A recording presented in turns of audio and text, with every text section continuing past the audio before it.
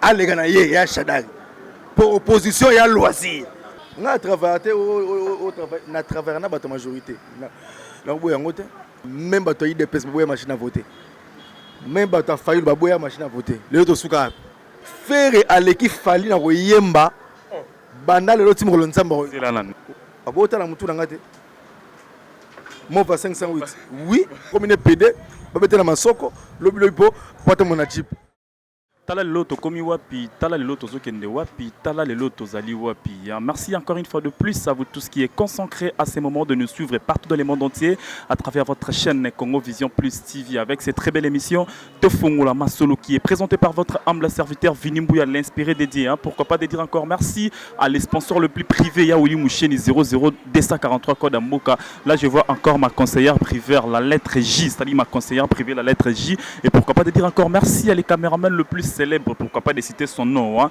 L'homme le plus célèbre, c'est-à-dire Washi. Hein? En tout cas, nous avons atteint filmer film à Jésus-Christ. Donc voilà, je suis sûr que là où vous êtes à la maison, vous êtes en train de nous suivre vraiment. Restez toujours branchés à www.congovision plus TV. Hein? Vous remarquez que je ne suis pas à la maison, je suis dans la commune de Kalamou, précisément à Matongé. Et c'est là où je suis venu voir un célèbre animateur aussi culturel comme moi. Il s'appelle Peggy Ntsasa, c'est-à-dire avec Peggy Ntsasa, on va essayer un peu de parler, on va essayer un peu de développer ce qui est en train de passer hein, comme je peux dire dans la vie actuelle, parce que Peggy Ntsasa, il est aussi un animateur culturel,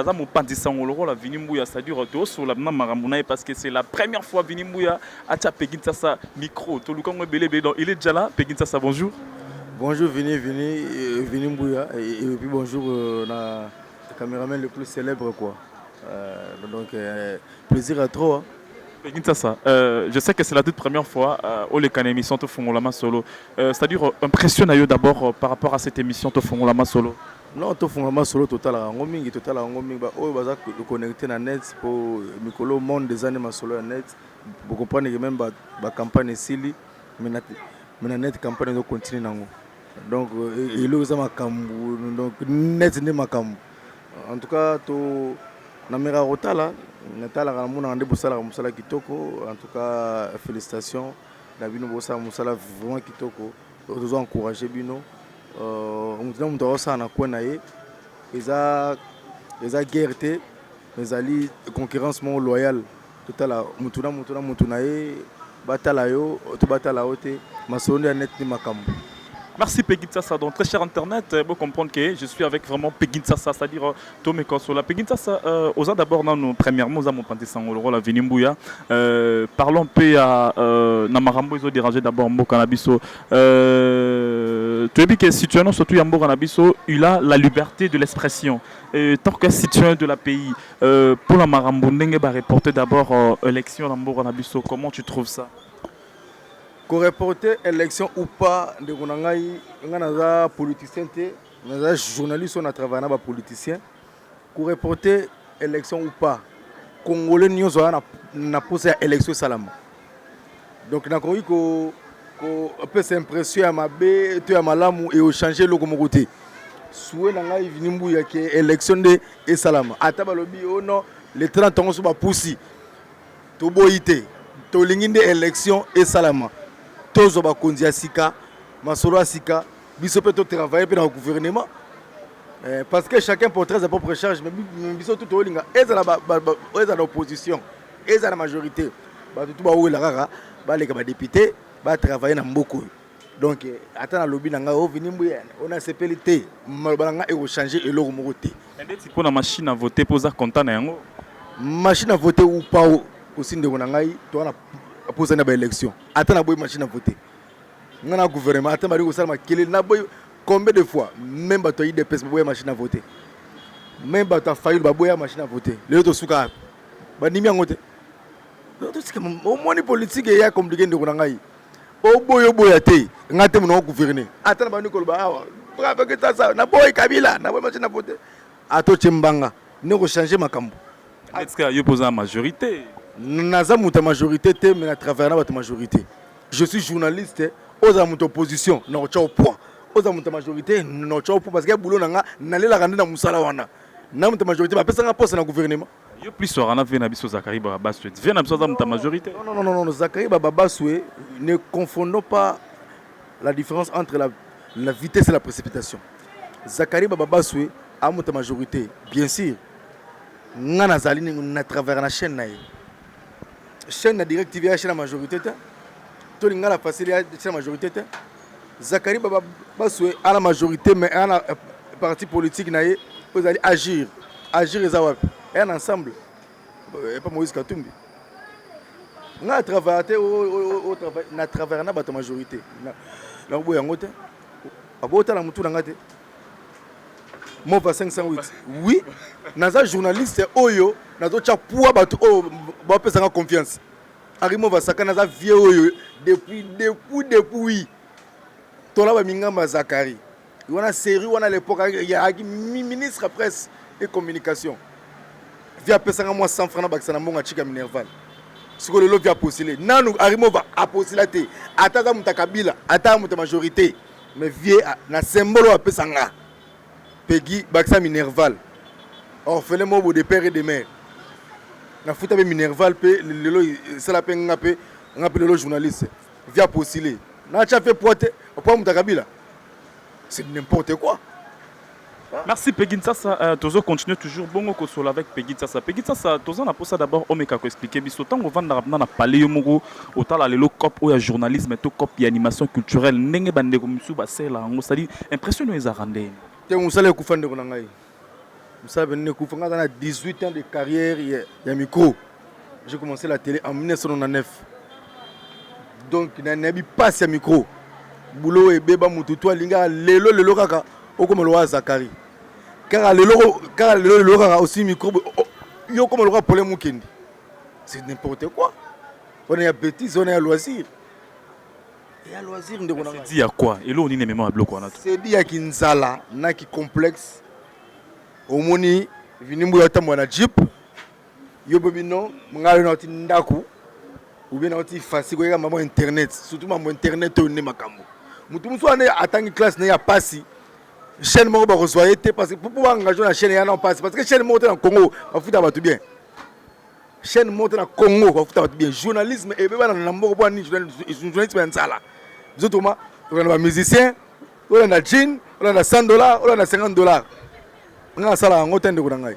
Mais ba ndeko mususu nzala na complexe ana choité soit moi si. Faut comme ndumba, alors on l'a coupé, musicien la rayer, to policier moi la rayer, pose au moins 100 francs à survivre. Biso mi bali, on a vitesse ya makambo et comment la vitesse spiritualité ou bien comme une PD, ba bete na masoko, lobi po porte mon jeep. Mais vini mbuya, ngana tika la ta aux la PDT, aux ni mandia, mais na peya bakar na mbongo ya mbanga ya micro o chelanga. Ba kabelanga pe bakar, na kana micro o chelanga boy. Na peya lupangu na micro o kaboy. Na ndo tonga chantier nga ta ya passe atati kana micro o vini mbuya o simbelinga boy. Nasikala mukukuma EPDT, nasikala kulanda kuzama landa ngula musicien te, nasikala pimbe kuzala mandia ntende kona ngai. Musala mabiso za eza kobanga nzala ndeko na ngai.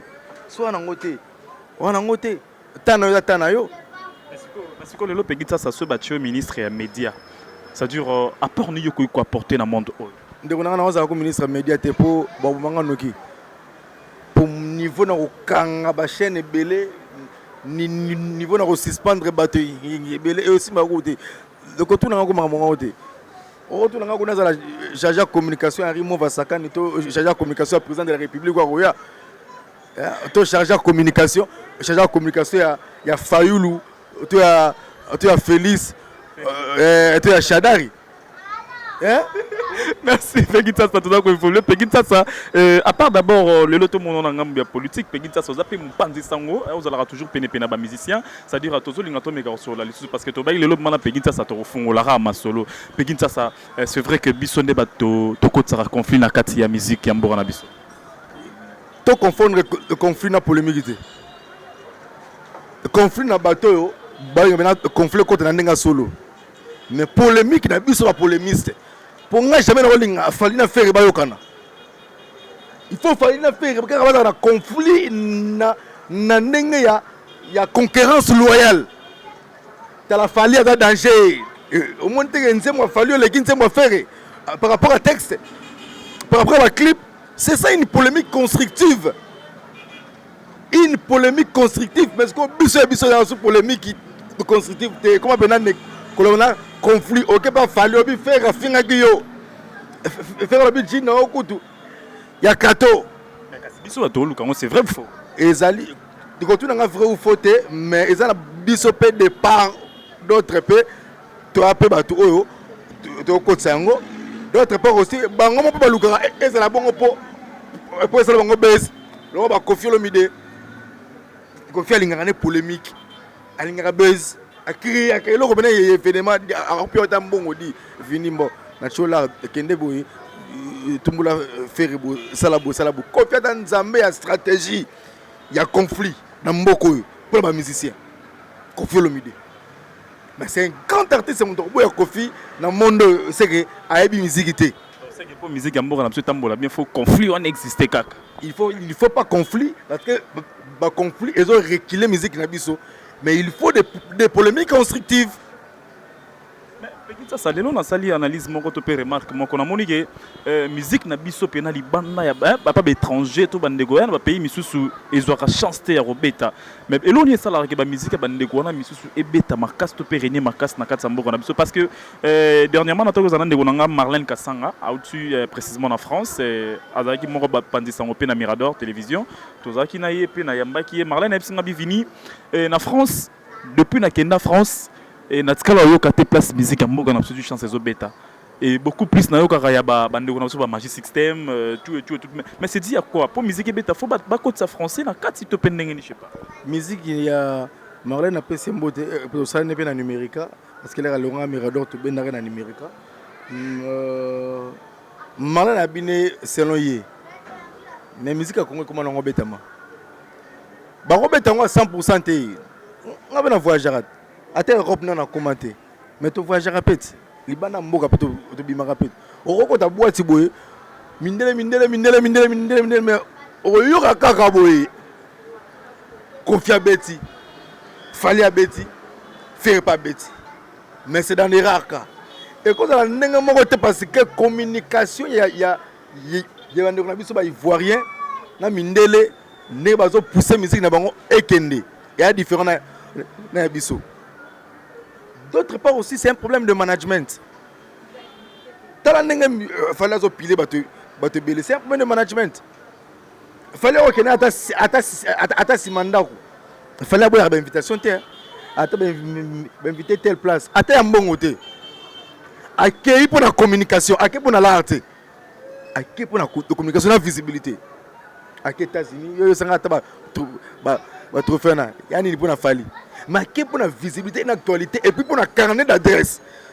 Tant qu'on a des musiciens les américains, carnet d'adresse c'est Panzani et ça le rappelle loco. Et puis manager Fobunda. Qui a tellement de musiciens na yo. Trace c'est bon, mais trace il y a un autre Nzambé, il y a un autre côté comme musicien pour le CD maman CD il a sauté. Nicolas Komika vente en ligne na ba chaîne câblée. Donc biso il y a un problème, il y a communication et problème il y a management. Nous n'avons pas de bons managers congolais. Même il y a Liban net fali manager naïe. Azo muna mukie on appelle mumikili il fallait azo kota azo beta mais ndé ça la nga passe le faire à l'équipe fali na koyemba. Banda le loti mokolo nzamba zelana nous pegin ça yo mambozolo ba est-ce que vous ba mambozolo ba bi ke tona TV ça langage que moi ndeko na 18 à TV fallait aller sanga te faire aller sanga ite mais baba mission na biso auto pusaka auto nabi musique na oreille musicale ne ba benga na la tête le verbe audir écouter et entendre na lobi bien faire à l'équipe fali na royemba banda lelo timokolo nkolo roya yo za na première fali mais sur le plan international, il fallait l'équipe faire banal et l'autre me moya. Tu comprends un peu? Faire la voix au faire à Zalango, na charme anango, na koyeba musique au Zalango. Fallait au télématé. Mais fallait l'élo à comprendre monde musical o eloko ni zo senga akena biso na ba ward akena biso boye asala ba manager asali qui fali a créer qui style na ye azui moi qui kofi na qui fali a créer ya ye bato ba adopter yango ba adopter qui fali yango moni ke mutu musupe a boya ne pe faire bana le loti mukolo nzambo koya mais mutu abi muziki ako boya ko mamngana no bité pour faire nzambe ya ko sakana te na voix no ba muziki fallait hôtel matin guide ça ouais musique en tout cas qui na sabino obi musique ai atala fali na faire. Mais pourquoi fallait les cafés? Fallait avoir un manager international. Fallait comprendre le monde et tout nini. Et tout nini sur tous les plans, sur le plan spirituel, sur le plan matériel, sur le plan visibilité. Tu comprends? Je le dis à haute voix. N'allez pas fallu ni faire ni amuser monter dans Congo. Je dis vrai ça langage que moi le propos dans cette émission langage que moi Pékin ça qui est l'auteur et non au diffuseur qui est Winnie. Je dis à haute voix. Merci Pékin Sasa, donc très cher internet, Nabike, Marambouza vraiment qui tourne en tout cas télévision comme il en tout cas abonnez-vous vraiment à www.congovision plus TV pour nous Roland exclusivité nous surtout émission to Fungolama sur avec Vinimbuya et pourquoi pas de dire encore merci à mon vieux le plus célèbre Fondé Kabeya, c'est-à-dire Bambo Tebele Bisika Pezio en Suisse. Là je vois encore mon vieux King Foreman, il est grand fonctionnaire de Paris pourquoi pas de dire encore merci à Famille Mbouya Mobima en France, les sponsors le plus privé Yaouli Moucheni 00D43 Kodamboka. Je suis toujours là avec Pékin Sasa, on va en parler. Pékin Sasa, Yozarano, attaché de presse à Ministère Morotiambo. Nazala, attaché de presse à Ministère, il m'a bêté. Nazala, pendant plus de 15 ans, pas attaché de presse, mais chargé à communication, conseiller à communication à artistes et musiciens Lormbong. Conseiller en communication. Voilà, mission chrétienne, c'est-à-dire que nous avons une mission profane. D'autres cas, on travaille dans la mission Moroté. On travaille en tant que partenaire de musicien. On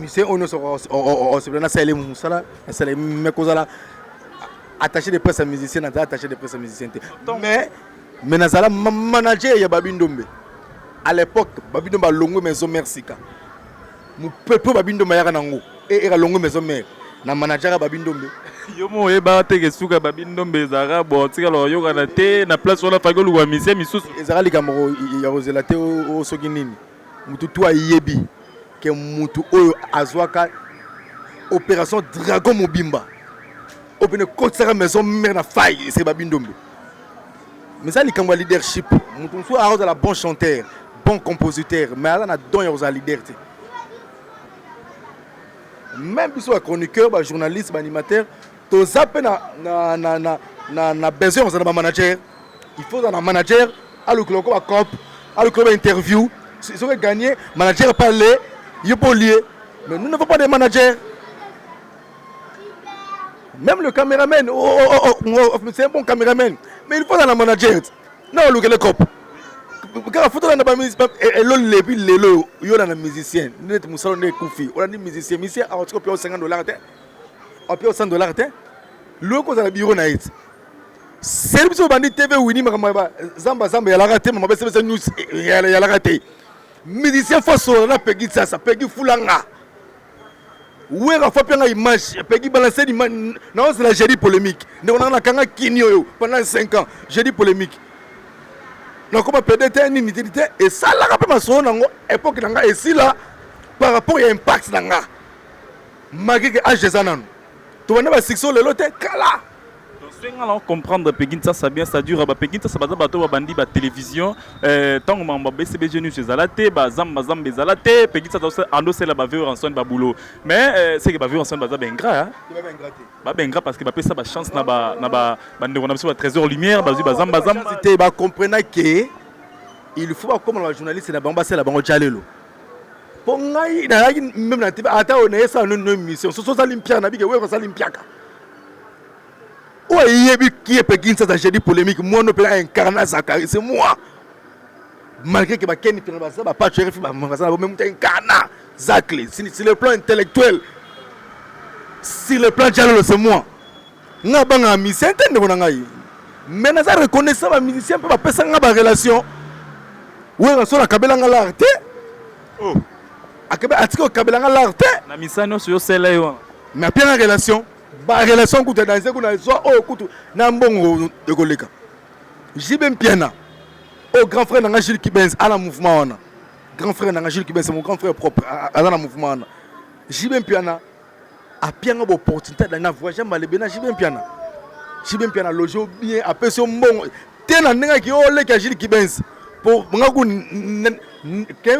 depuis Jules Kibenz comme musicien parfois une fois na bien émission na mbarete mais Jibe Mpiana considère pas bien que Pekin ça muta manga muta idéologie to voyager na Jibe Mbalebele Jibe Mpiana sans que na mutama to na la presse te to voyager pour Jibe que aux journalistes munene pesinga mbongo pesinga valeur tu comprends ba trésor lumière au baye balé qui baye sima mais baye pe na ba impact na bango c'est là mais le gars mamboka Pekin ça le robenga mutu petit to pelé qui na télévision mais muta sepeli obi balé qui non balé qui oui mais yo ça c'est que ce trésor lumière à tel robenga les clés qui na télévision qui na TV baye belé balé qui na TV baye belé baye na âge ba ça belé mais na TV baye belé je 18 ans il y a télévision donc oya bana na sima na nga allé qui na TV oh to solango wini mutu musu aza mukona na âge mais na TV nga bana likona nga bana va allez qui na TV Trésor Lumière c'est un bon guerrier à passer pe na ifasik je l'encourage mais aye sima nanga na TV na iba leki nanga ba Trésor Lumière ou ba TV sima maintenant dit maraye il se débrouille bien il se débrouille très bien William BCBG. Les gens ont génie polémique. Merci à toi Pegita, ça pourquoi pas te dire encore merci. Hein. Là, Nathalie Mouké na Mupanzi Angola, normalement on a les patrons le plus silencieux, Brandon Mobutu, c'est-à-dire le banquier le plus célèbre, Moutasala Rabakwenda Vutuka. En tout cas, Brandon Mobutu Mbote na yebele Pegita ça. Entre cas bateau Tangelinga wana kozwa patuere fi kozwa Ken Piana kozwa nani. So place ni yo zala na kati ya bateau wana. Na ngata na sunana l'échec. Na l'échec. Na danger. Na l'échec penza mais quand même bateau ba sala cop na bango bien ande yo sala observation sala bien Ken Piana ngona la patron ya chaîne YouTube oyo banda ngamba mo internet to bandi yango na sima to banda ba succès ba zo ba mission na biso ba ko tsango na ba internet ba futa biso grand là mais to timbeli copie internet sima Ken Piana ana chaîne YouTube tindika soki nini yango wana soki nini fimbu na fimbu iza grandi ana babone belé nga à peine chaîne YouTube nga visibilité plus pour nga solingi visibilité et égal à Pekin ça visibilité plus à peine 340 abonnés na bandika 2 mois ya pamba 340 abonnés bebango ba timbela ngo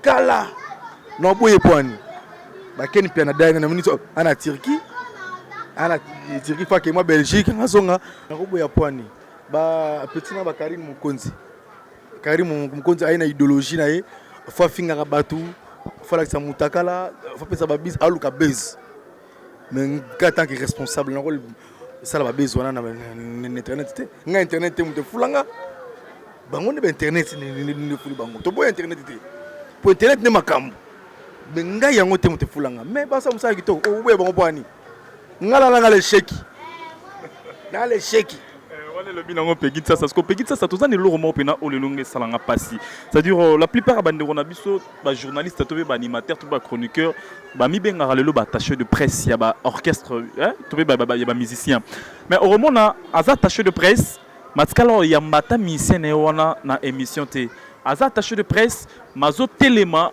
pour finir sous président orchestre sans contenir compte que président n'a pas père de la famille et zappe ko assumer ba responsabilité ebele est-ce que eza faute ya ba patron na bango to eza ke bayebi musala o ba osala te primo bayebi musala o ba osala te segundo manque de professionnalisme tios manque ya manière na intelligence pe sagesse ya ko travailler na mutu do ba yebi ndete yango monike journaliste attaché de presse ya mutu ozo finga patron ya ngani ozo finga na bien insulté surtout na internet comme on le kamaro finga donc ko finga et comment on autorisé bina bazo finga responsable ngana ko sala ngote ngana finga ba période to sa ba guerre ba février na vie na ngazakle ba c'est na ba guerre bina ya conflit bina na zakle makasi na côté yango opona ko cha papa parce que moi na moko to linga papa aboti ataza ndoki ba finga kai ya na côté yango mais le na comprendre que à ton côté les Zakari à ton côté les Kofi à tout ça ni ba sa vie na bango yo pe sa vie na ngala préparer carrière na nga lobby pena za la mon continent mboko sur le plan politique sur le plan culturel na laisse sa famille na nga na so un peu ma pango lora bango ba somba non na ko finga ngo ti wapi biso to betama to fingama to buna pena pona TV ba guerre o mona ke Serge Kayembe na Zakle ba yo kana te faut finga Serge Kayembe vous tout comprendre tout ça pena ba guerre pena on sera na te mais tu comprends que ça ne vaut absolument rien donc nous on est des responsables super de 5 enfants donc vraiment ça bah bêtise on a été marié que je suis pas encore marié mais toi responsable toi la famille toujours toi supporter tout ça peut m'emmener dans beaucoup. Merci Peginta Sawa toujours qui est vraiment pratiquement à la fin de notre émission. Merci à Bandego surtout au Zupena Libaku ya Roland émission tout fongolama solo avec Vinimbuya. Donc voilà Peginta ça tout ça ne le monte litoyeba parce que tu dis que Peginta ça ta vérité. Peginta ça ko saranaye te de l'année 2018 Nakatsambora Nabiso. Deuxièmement, tu as meilleur album de l'année 2018 Nakatsambora Nabiso.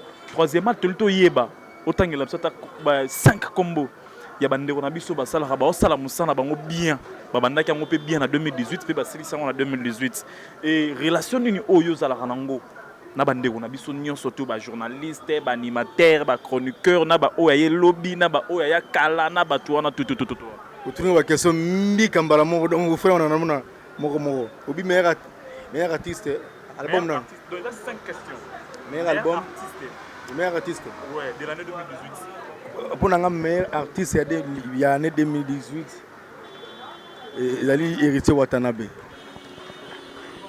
pourquoi on dit héritier Watanabe ndeko na ngai mwana mobali wana abundi fort album moko etambwisi Mikili Bele a voyagé trop. Album moko et mutapesa qui hérité chance Bouemba la maroté ba hérité ici mbaté. Mais hérité a s'impliquer ma casse pour yebi musique. Ana musique na makila. C'est mon frère hérité pena master. Oh pena master ya tongo. Mais est-ce que si là yokanga qui na celle émission d'enchaîner héritier nga rien. Massa pena ya tongo o baba tebele tous les journalistes au moment ya bambika bo balanda héritier wana mon côté akema lo nga héritier to kemba même Adams Luzolo balate solanien elote balate batalate ça n'engage que lui hein c'est pas moi qui a dit ça c'est bien na bandele yango ba Adams ba Karine ba on a tout bossa musala bango bien na ndenge na bango na ba pédé na ba lesbienne mais ngai ndena kemba na masala nga héritier muta kemba na muta kemba na yebongo na ba journaliste wa mukema masala nga ken piana po héritier na master so tu micro kende tuna relation na Peginta to yo ali solo yo bisayo to ba journaliste ba mbika te lo ba mala na ngulu fola na musicien to nini nga so ne pas masala nga héritier na ko $500 te no zamala na ngulu te so pianga lara masa pianga lara nga personne au monde immeuble o to na grâce héritier to uta émission azier otika nga masa ne awa avant to payer pa na ba lemba pour tous les palais héritier payer na nga la pointe masa fona payer palais masa fona sala boy masa za reconnaissant envers nga yango na zang merci beaucoup félicitations na libanga héritier Watanabe oza meilleur pour ngai na néo parce que o la kisi ba talent Et puis nous avons aussi héritier que banzembo c'est belé héritier aussi banzembo belé nous ka ko ba fonzembo banzembo belé héritier yembi on nous promotion c'est makasité et c'est belé banzembo danger. Meilleur album bon ngai loko suksi makambu mikolo na suka contrôle. Ah fallait salinga na plaisir. Fallait na ndimaki te. Fallait salinga plaisir moko ndi maté. Na mu kongo na ande kwa faire na ninga famille mais fallait salinga plaisir yo sakana te. 5 noms de meilleurs journalistes, tout meilleur chroniqueur, tout meilleur animateur. Ba meilleur baate. Ba meilleur gati parce que ti lelo mutaleki problème kende ati. Ti lelo mutaleki problème kende investigation ati. Ti lelo mutaleki joka kabengele na jalelo ati. Joka wana. Ata pegi ata nani journaliste moko taleki joka na ko kumisa mutu na ko sala mutu. Soit zu ya tombolo ya sali yo. Mutaleki joka ati. Relation nous avons on a bande on a biso kitoko makasi na yo babango tu petit na bakarine mokonzi makele mozo finga vient na zakle les moni na comprendre que petit aluka base na tiki na bifinga finga na ye et moi sali boy na bino na tiki na ngai ba journaliste tout en tout cas ba journaliste en tout cas c'est bon à part kaka ba période mona côté la dame et na côté la Tracy Mbelenga pour dame ça finga Tracy. Et ça l'a bien été parce que moi c'est Tracy Mbelenga Glody aza balek na so efasik o bakuti biso na efasik Tracy atika la ça jamais na conflit na mutu c'est un réalisateur très calme suko Adams na gisongi na ye azwa afinga Tracy place mo ndena na répondre Adams azwa ya yembano c'est vrai qu'il y a songi ya makasi kasi mona tera alora mwasi. Merci Pegintasa. Non, moi si. Pour songi nga banga ça mutu boy. Dams. Mais na et puis simbote na ba guerrier lo ba maso mikolo. Ba belé botalatala Julien maso mususu ba Mati Bazali. Matika Songo privé maso mususu e momoni na wera e momoni ya pembe bolora yo boy. Basé belé. En tout cas, vous avez belé. Banzambi à internet. Non que baba belé, belé en tout cas, baba belé au baba meilleur. Un petit. Ngala le chèque. Un petit mot de séparation. Un petit mot. Bana mai ba journaliste ya mibali botika ki PD. So na courage na micro na courage ozwa. Ki PD pose un car. Qui peut dépayer et soit que bobé si ba galère VIP cop na ba PD pena o balegana bala cop na mo kufa et comment vrai jo lo pegi boy nous on ba beta kaina sima ba bébé si ba galère VIP ba PD ba remarquable na ba vrai chéri ba bébé si ba cop bana basi totika pe ki double sim na ki lesbienne na kolinga mibali ya bato oza vrai chéri na kini boy pojo mo bona poto et pas benga en tout cas chéri na en tout cas Gloire Lang na sebla na émission no mingi hein ça émission kitoko yo komisango de comme simbala bato le rôle ya yo ki kana Gloire on a pire petite sœur propre ya pala ya tongo ya na journaliste yo mona yana ba mama ba mbika o ala ngote ma petite idéologie on comprendre petit on la caleçon pas musicien Pegit ça tout ce matin quelques salutations n'a pas si grand frère propre Papi Tsasa na Las Vegas faut boire et Papi Tsasa la président de la communauté congolaise mobima na Las Vegas vie de distraction motema ya Claire Mabela n'a pas si Junior Tunga Mbote Pao Tunga na bosa na Joachim Mbenza na Bilbao awo ya kalamingi te Niclette Mbenza ya Gigi Mbenza Nono Mbenza ouais na bosa nite Mati Masiala na Lausanne bisous à toi ma chérie avec les enfants ça voyait déjà au bout de moi on qui toko kalamingi te Mati Masiala pe sombo te seko za na Lausanne na bosa le vieux Pépé Philippe Manouakou na bosa na raote na bosa nite Chims Kabengele, Seka Luseka, prêtre. En tout cas, pour tout contact, Bobeng Pékin, ça a plus de 143. Le véritable code en Boka Costa couleur. Papa a limité. Plus de 143, 999, 29, 45, 36. On pas si binomote et puis ça n'a raté. Yebi. Bon, il y a Luna. Luna na pointe noire. Donc c'est un peu ça quoi. Merci Pegitsa, ça te comprend dans Souka Toko Téléma, et pourquoi pas si moi je profite à l'occasion de dire merci à Brandon Mobutu, c'est-à-dire Brandon Mobutu, le banquier le plus silencieux, Babi Angola, on a mon bimba, Brandon Mobutu. En tout cas, merci encore une fois de plus à vous. Il y a Papinsa ça. Balobi ya papinsa sa yonde bandelipe suka yonde wa ya papinsa sa na Las Vegas donc ya papinsa sa moté ma claire ma belle ça dit yonde bandelipe suka ouais ya papinsa sa en tout cas bah merci à part nos locaux c'est notre vieux donc vient absolument parler bah mbote belé bisika pesu pourquoi pas de dire merci à Nanouma Talamatologie hein Nanouma Talamatologie là je vois encore ma conseillère privée pour na conseillère na ngamoro à la biso la lettre J sogopé c'est la ngai mbote la lettre J. La lettre J majuscule. La PC. Bosani petit nanga mardoche mutombo. Petit nanga mardoche mutombo. Ngana zo 4 momiawa. Yo pas 4 côté qu'on a calamité na zo ya pour tout fil. Ah oui merci na bande ko tu balinga ravini mbuya to s'abonner massivement na www.congovision plus TV yango ne makamu mais pardon washi ezane loro moko soki na bosana on sali sumu Pegin sasa.